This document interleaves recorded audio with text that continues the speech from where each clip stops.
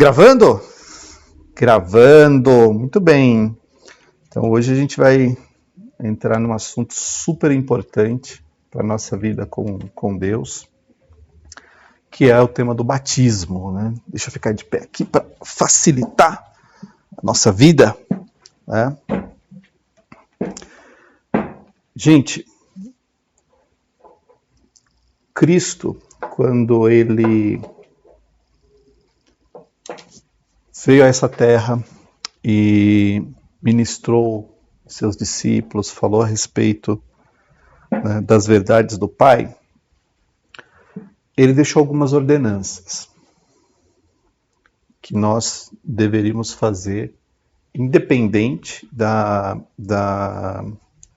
nossa vontade, era uma ordem dele, né? Não tinha como a gente evitar. E a primeira ordenança, uma das primeiras ordenanças, né, porque não foram tão pouquinhas assim, é a respeito do batismo. Então, quando a gente pensa no batismo, entenda que batismo é uma ordenança de Cristo, não é uma invenção da igreja. A igreja não inventou batizar pessoas.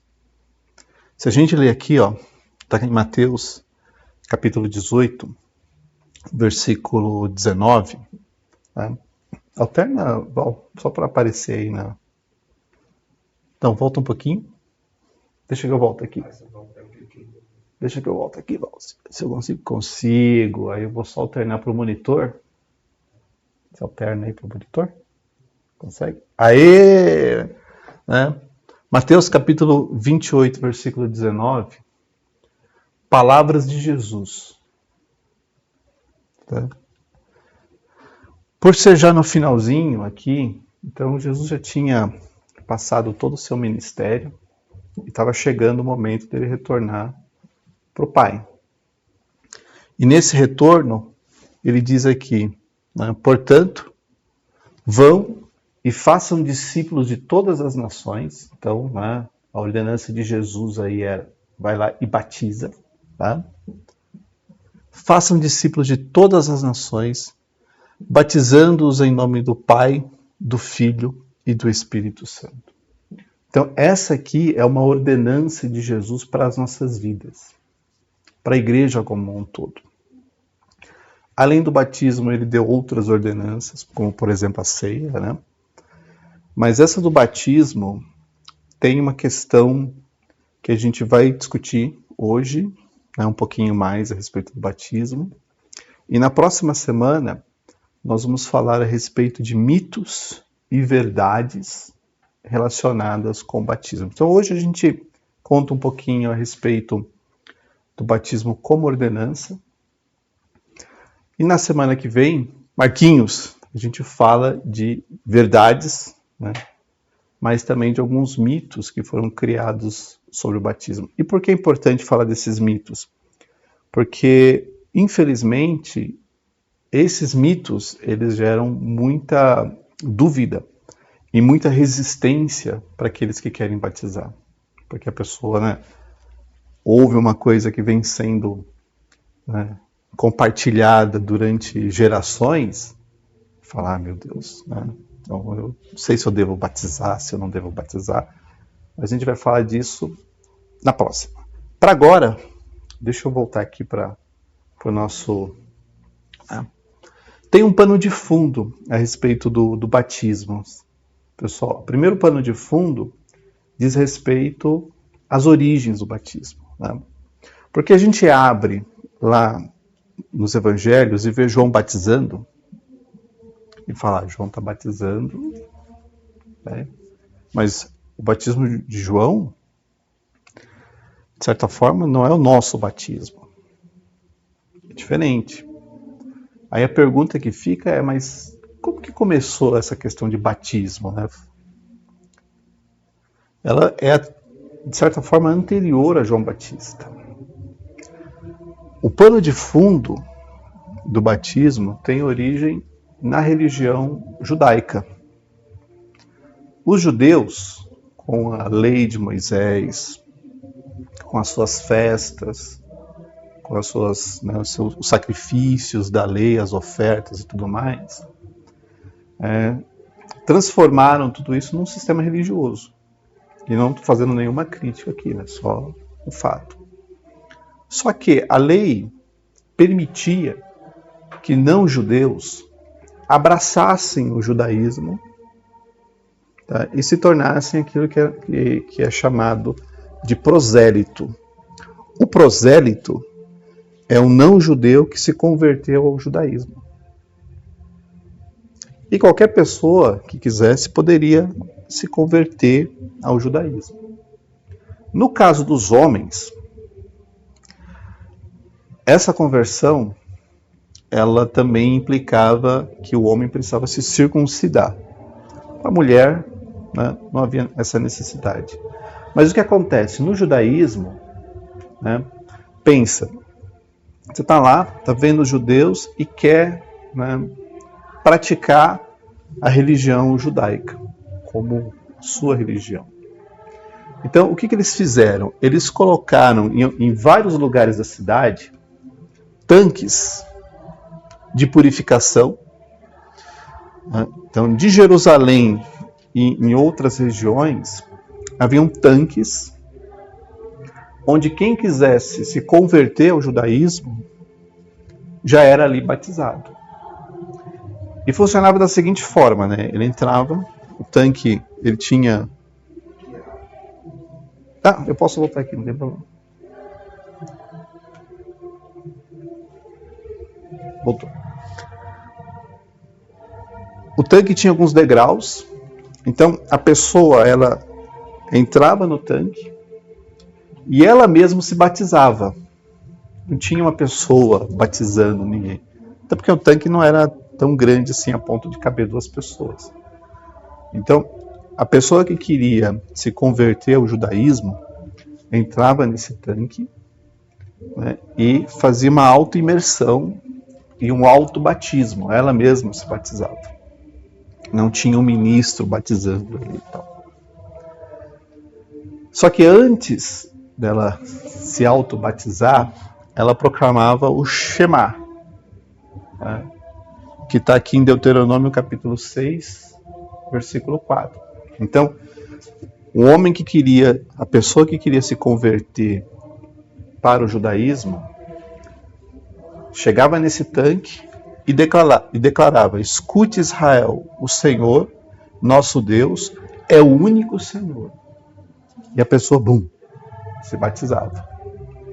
E a partir dali,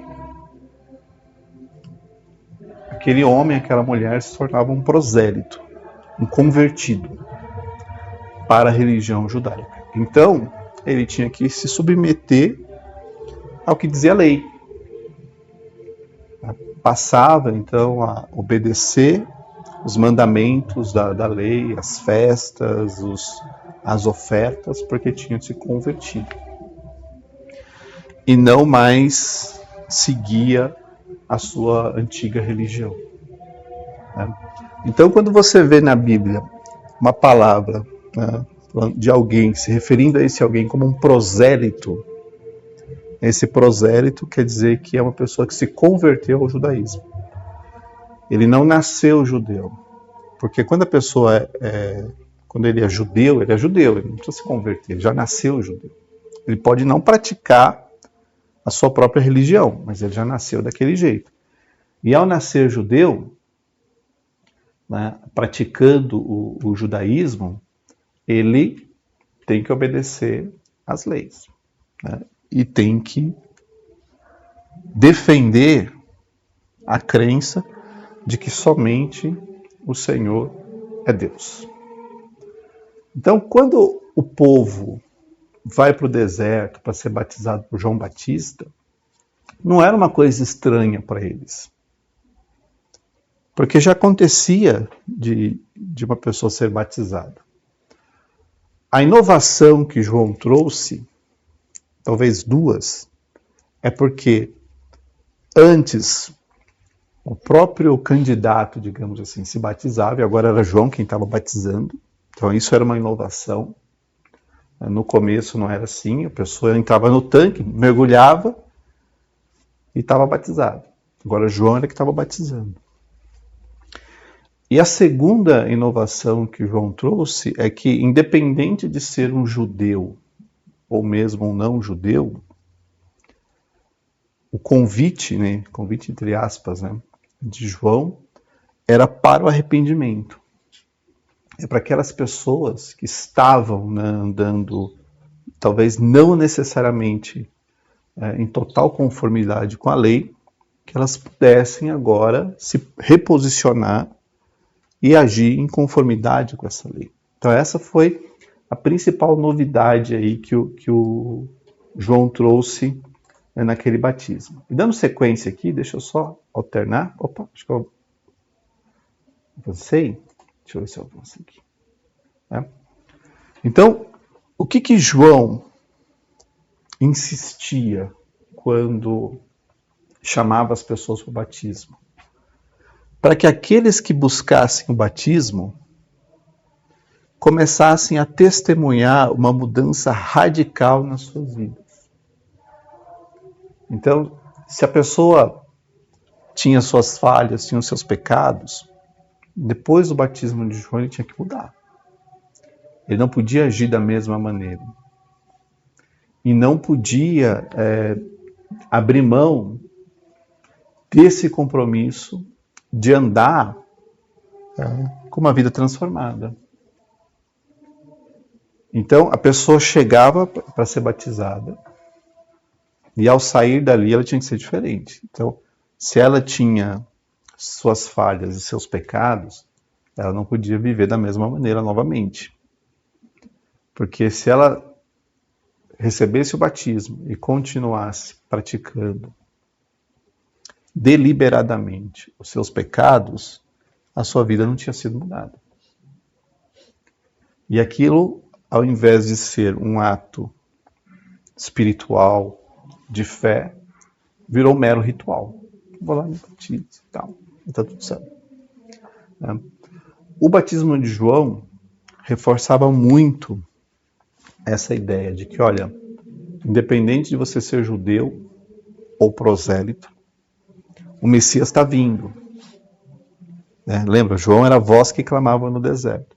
O Messias está vindo. E para o reino dele, a gente tem que estar preparado. Isso significa que eu não posso levar a vida que eu tinha antes. Eu tenho que mudar.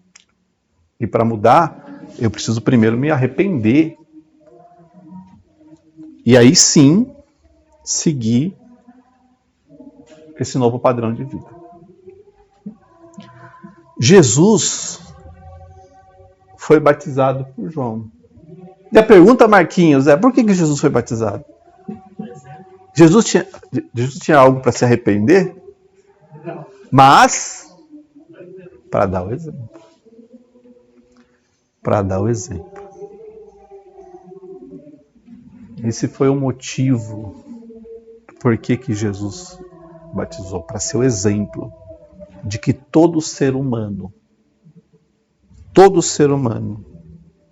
tem sempre alguma coisa que precisa mudar e melhorar.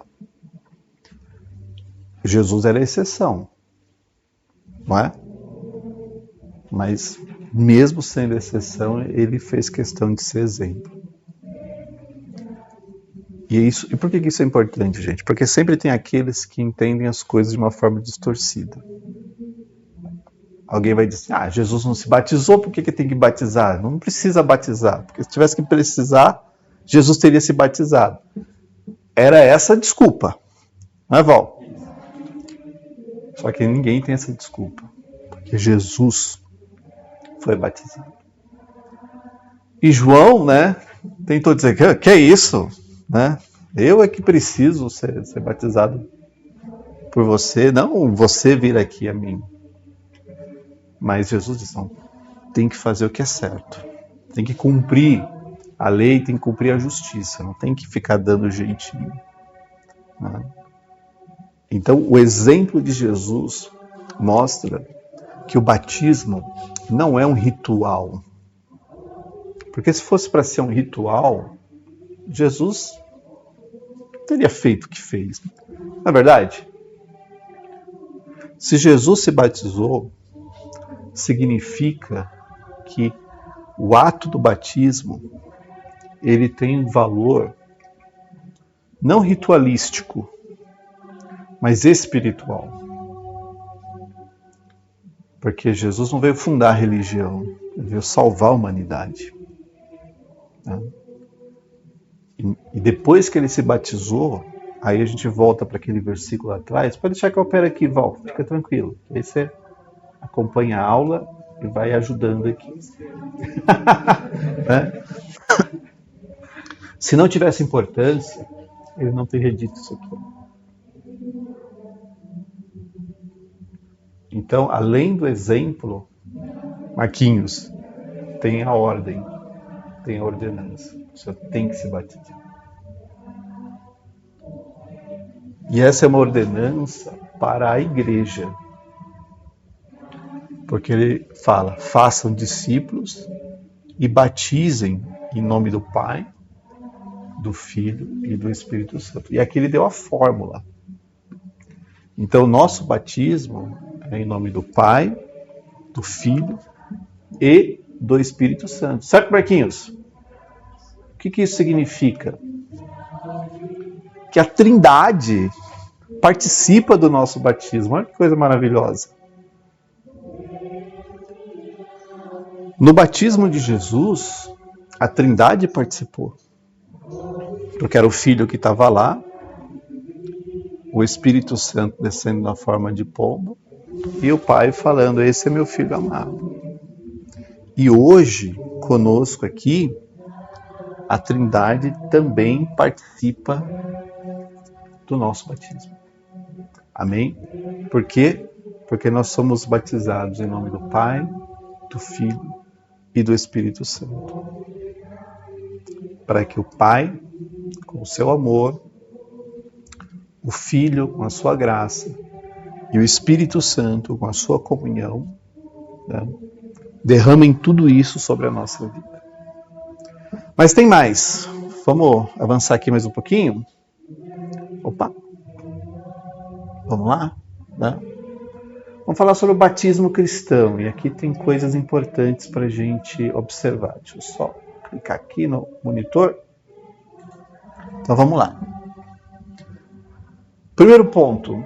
O batismo é uma ordenança de Cristo. Cristo falou para a gente se batizar e a gente não vai negligenciar essa ordem. Então a igreja tem que batizar. É uma ordem de Cristo. E as pessoas que estão aí, né, na igreja precisam sentir o desejo de se batizar. Não porque é uma ordem, né? Apenas uma ordem, né? Mas vocês concordam comigo que se Cristo falou que a gente tem que ser batizado, né? Ele fala, ide por todo mundo pregar o evangelho, quem crer e for batizado, não que o batismo seja condição para a salvação, mas o batismo é uma condição para a obediência. Se eu deliberadamente estou na igreja e não quero me batizar, eu não estou seguindo essa ordenança, eu estou sendo desobediente. Certo, Marquinhos? Pô, o mestre falou para batizar, e eu estou aqui cheio de, não sei se vou, não sei se é o momento, não sei se estou preparado. Na verdade, eu estou desobedecendo, porque ele pediu para que as pessoas fossem batizadas. Ele deixou isso muito claro como uma ordem. Então é muito sério, porque a pessoa que não quer se batizar, ela está desobedecendo uma ordenança dada pelo Senhor. Não está desobedecendo a igreja, a liderança da igreja, né, pastor? Está dizendo não para Cristo. Que é a mesma coisa, eu aqui, um belo dia, hoje eu não vou tomar ceia. Ué, por que não vai tomar ceia?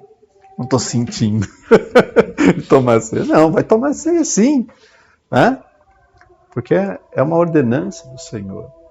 Então, é importante batizar, porque batizar é um sinal de obediência. Cristo falou, eu vou lá e me batizo. Eu me batizei, eu tinha 12 anos de idade. na igreja onde eu estava, não batizava criança, como nós aqui, a gente também não batiza criança. Depois eu vou explicar para vocês um pouco a respeito disso. Né? Mas por que a gente não batiza criança? Né? Porque nós temos um entendimento a respeito disso. Eu me batizei com 12 anos. Né? Foi na igreja onde eu estava, a igreja batizava uma vez por ano. Uma única vez por ano. Então todos os candidatos de toda a região ali daquele ministério ia para uma igreja específica que tinha lá um tanque, né, um batistério, e a pessoa era batizada lá. Só que era uma vez por ano. Tá? Batizavam os homens, as mulheres, depois batizavam os homens, era uma coisa assim. E era uma multidão de gente. Era 7 de setembro de 1988, né, quando eu me batizei. Eu não tinha nem nascido. Como não, Marquinhos? Meninão assim. Né? Gente, acho que 1 mês e meio depois, eu me afastei da igreja. Eu tive uma situação onde eu estava voltando da igreja e me assaltaram, né? A igreja era perto de casa, voltava caminhando. Aí me assaltaram e eu fiquei um pouco traumatizado. Né? E aquele trauma me esfriou um pouquinho na fé, sabe?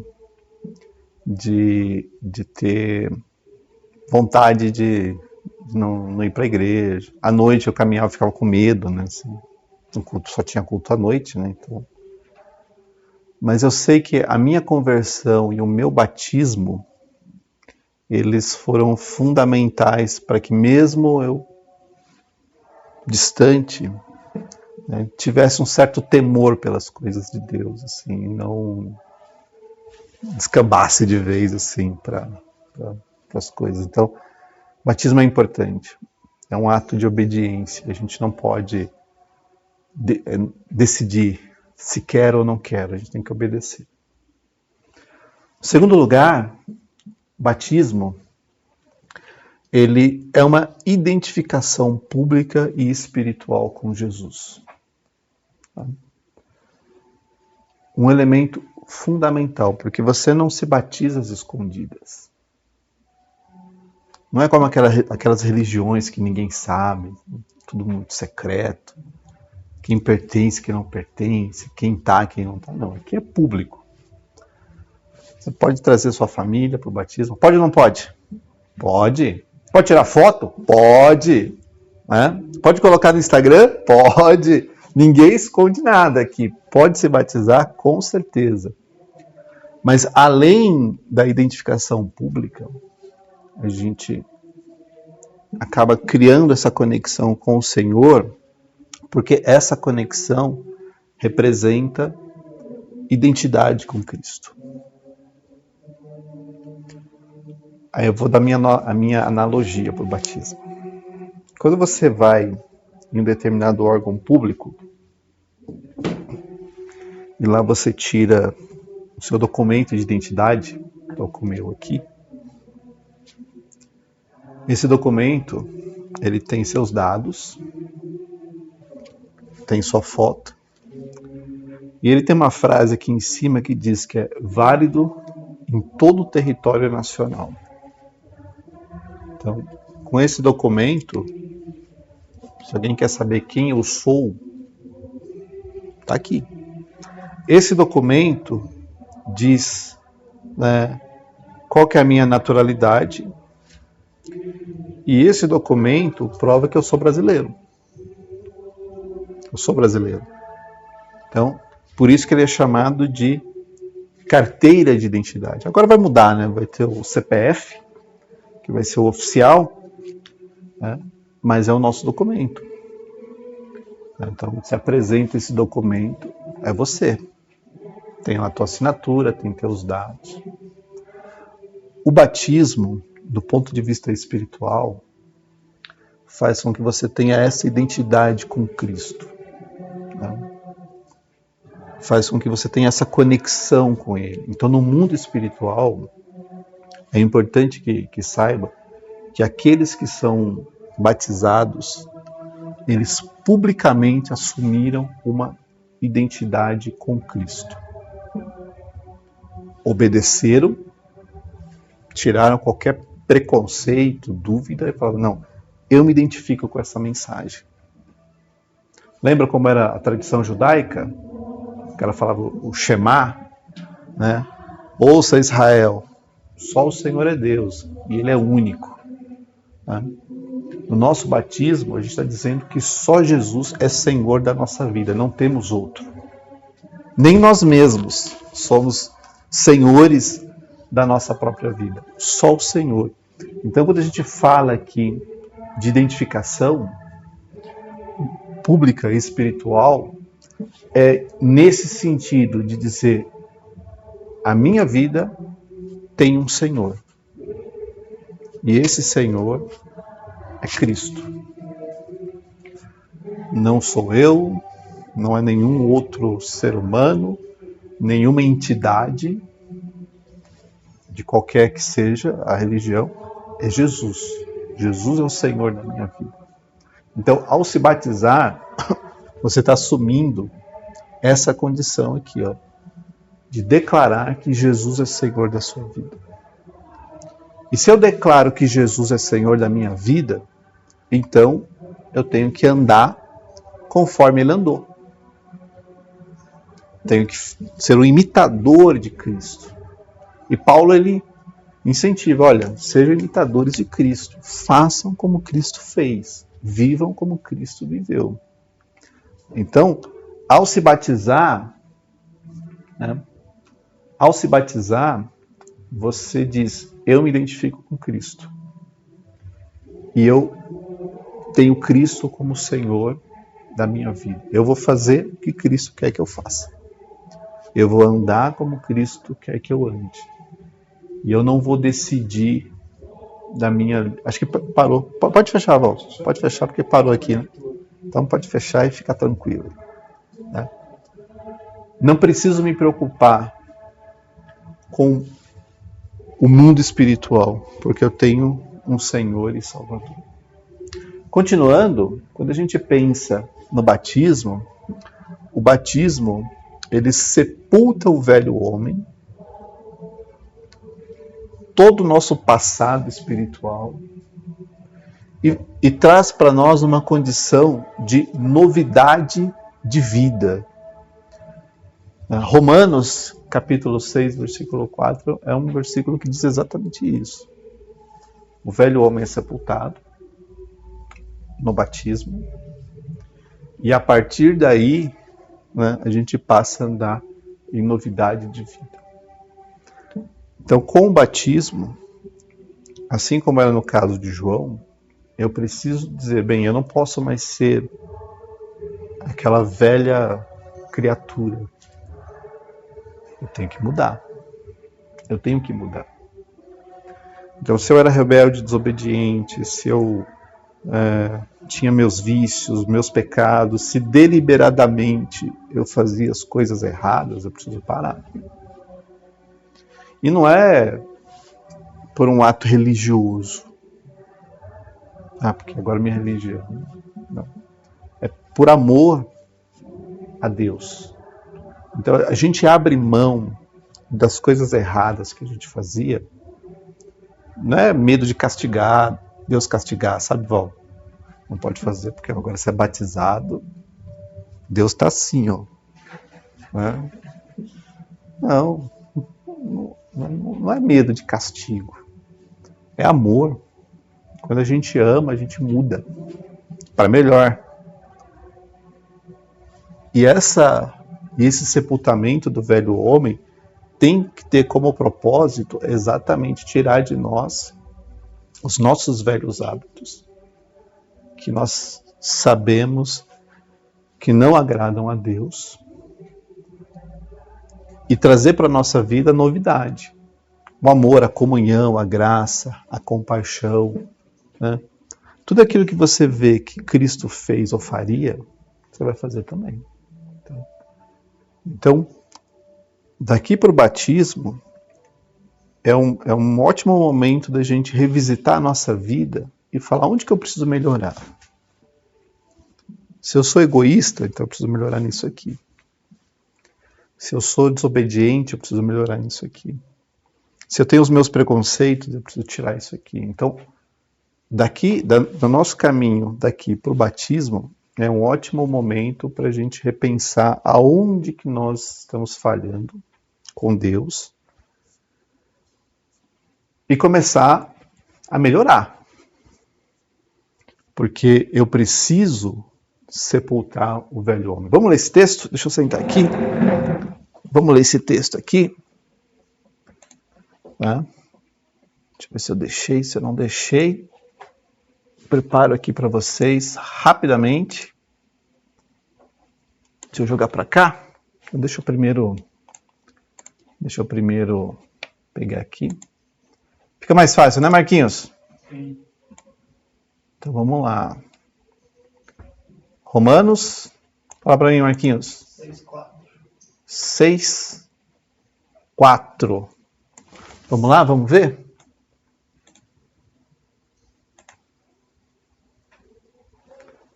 Deixa eu colocar aqui na tela para ficar mais fácil.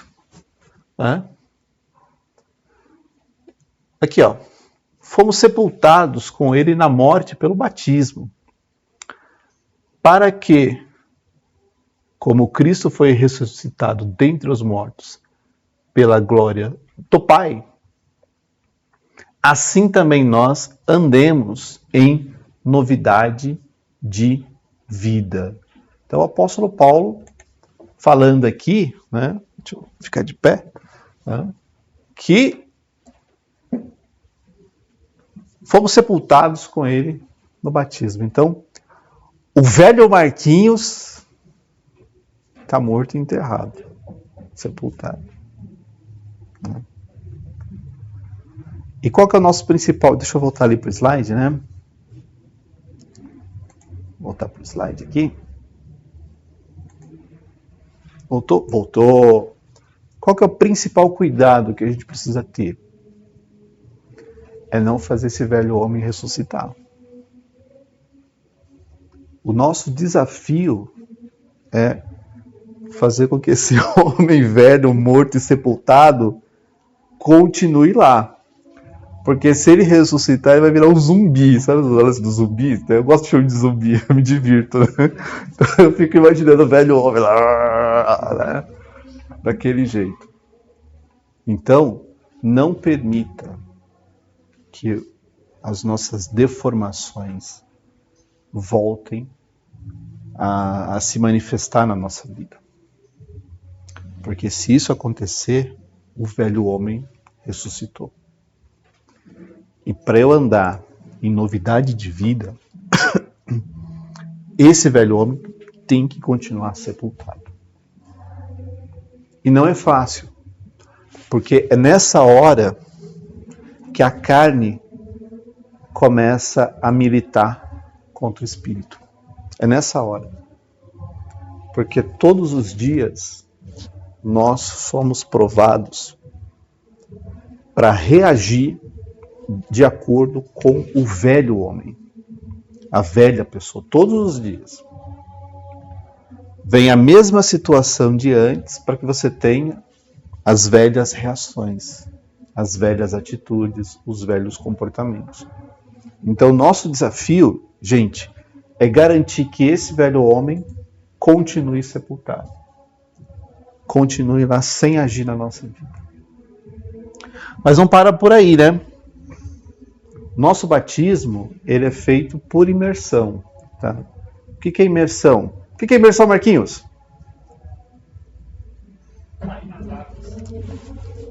Então, tanto o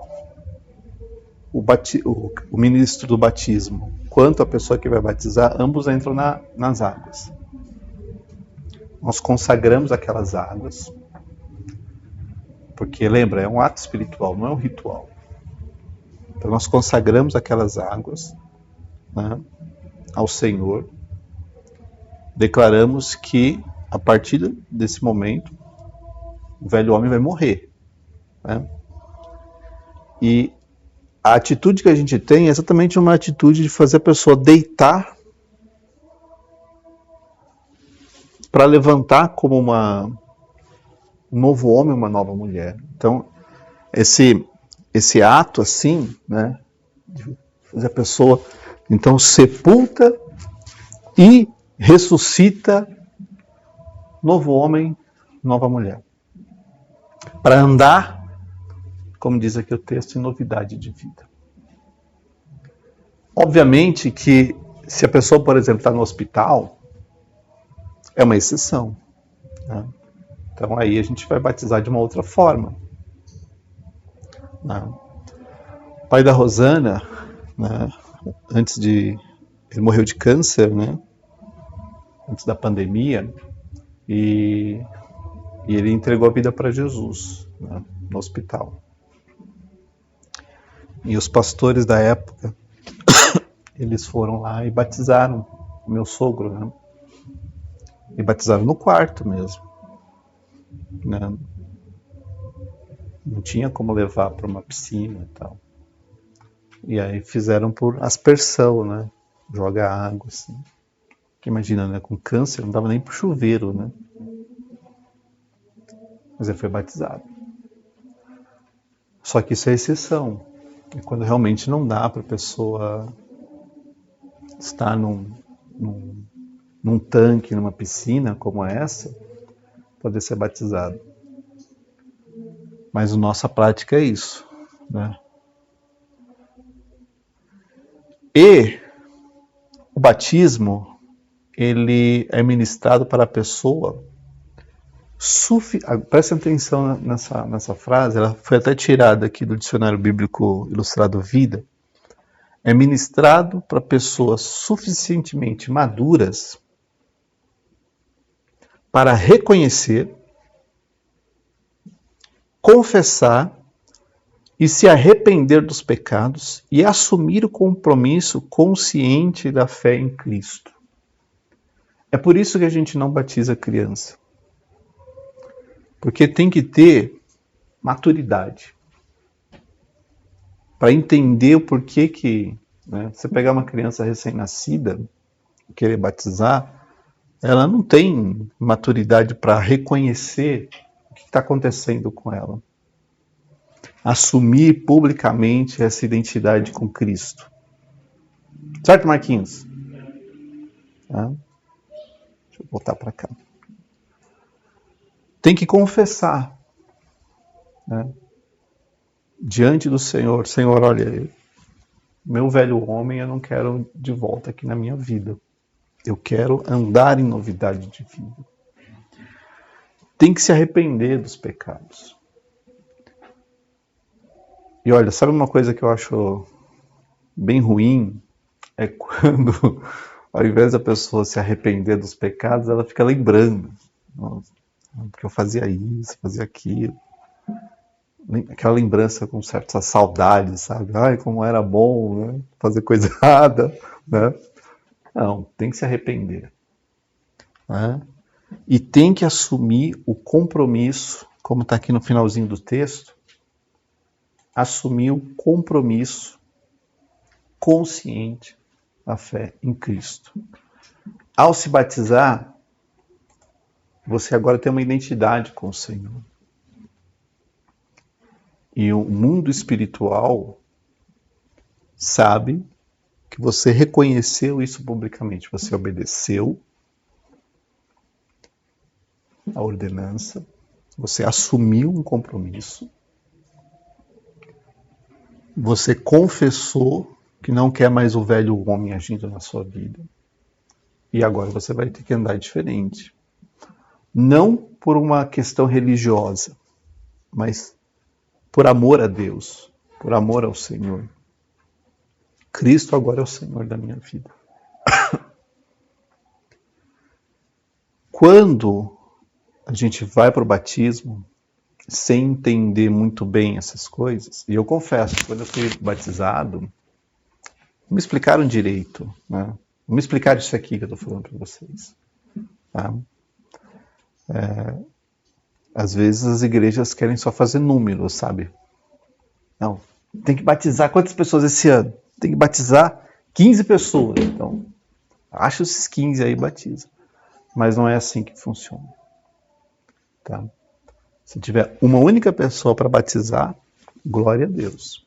Se tiver 10, glória a Deus do mesmo jeito. Ou 100, glória a Deus do mesmo jeito. Mas o mais importante é ter o entendimento certo a respeito do que eu estou fazendo ao me batizar. Eu estou com Cristo, andando com Cristo, assumindo um compromisso com Ele. Semana que vem, falar de verdades e mitos a respeito do batismo. Essa era uma aula mais para a gente entender o geral da coisa. Mas a gente volta semana que vem, se Deus quiser. Vou interromper aqui a gravação. Que Deus abençoe vocês.